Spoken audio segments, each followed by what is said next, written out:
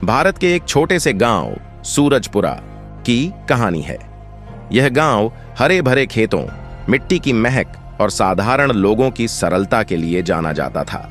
लेकिन इस गांव में एक गहरी समस्या थी, अज्ञानता और अशिक्षा।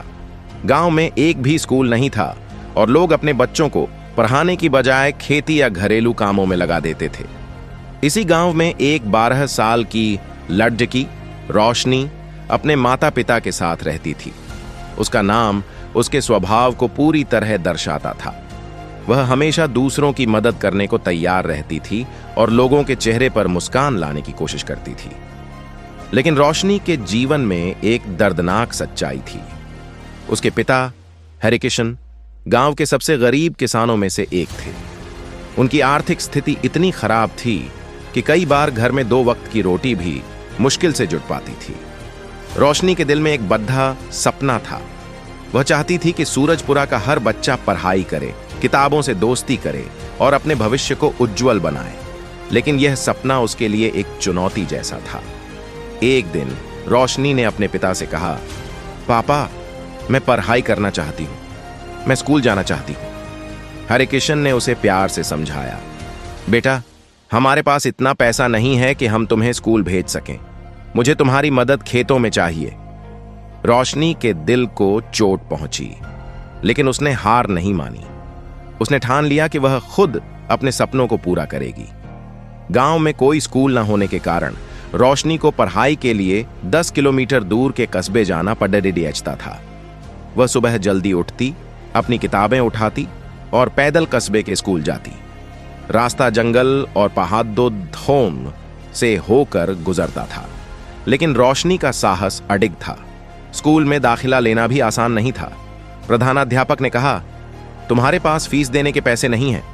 रोशनी ने आंखों में आंसू और चेहरे पर दृढ़ता लिए कहा, मैं स्कूल की सफाई कर दूंगी, बागवानी कर दूंगी, लेकिन मुझे पढ़ाई का मौका दीजिए। प्रधानाध्यापक उसकी लगन से प्रभावित हुए और उसे स्कूल में दाखिला दे दिया। अब रोशनी ने स्कूल की सफाई करके और छोटे मोटे काम करके अपनी फीस चुकानी शुरू कर दी। रोशनी की मेहनत और लगन देखकर गांव के कुछ लोग उसकी तारीफ करने लगे। वह स्कूल से लौटने के बाद गांव के बच्चों को पढ़ाने लगी। उसने अपने घर के आंगन को ही एक छोटा सा स्कूल बना दिया। बच्चों को अक्षर और गिनती सिखाने के साथ साथ वह उन्हें कहानियां सुनाती, जिससे वे प्रेरित होते।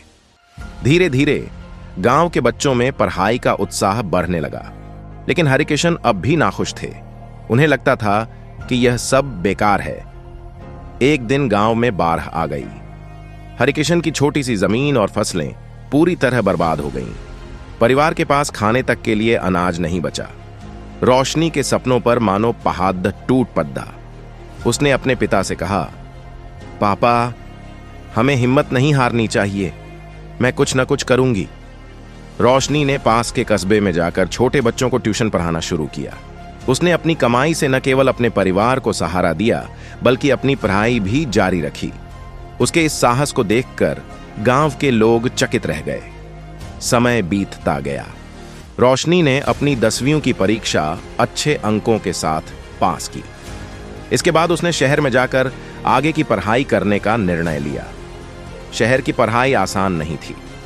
उसे हर कदम पर आर्थिक तंगी का सामना करना पड़ था, लेकिन उसने कभी शिकायत नहीं की। रोशनी दिन में कॉलेज जाती और रात को एक रेस्टोरेंट में काम करती। उसकी मेहनत और लगन को देखकर एक एनजीओ ने उसकी मदद की। कई सालों बाद रोशनी ने अपनी पढ़ाई पूरी की और शिक्षिका बन गई। उसने अपने गांव लौटकर वहां एक स्कूल खोला। सूरजपुरा में यह पहला स्कूल था और इसे रोशनी विद्या मंदिर नाम दिया गया।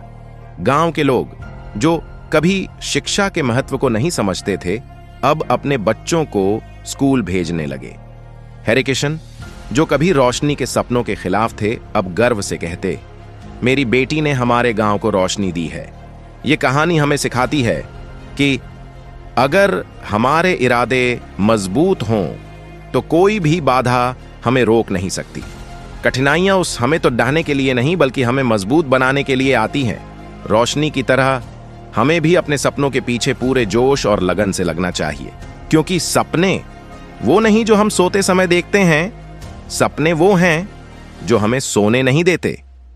दोस्तों, तो ऐसी ही मजेदार या इमोशनल कहानियां सुनने के लिए आप हमारे चैनल को लाइक सब्सक्राइब जरूर करें। आपका बहुत बहुत धन्यवाद।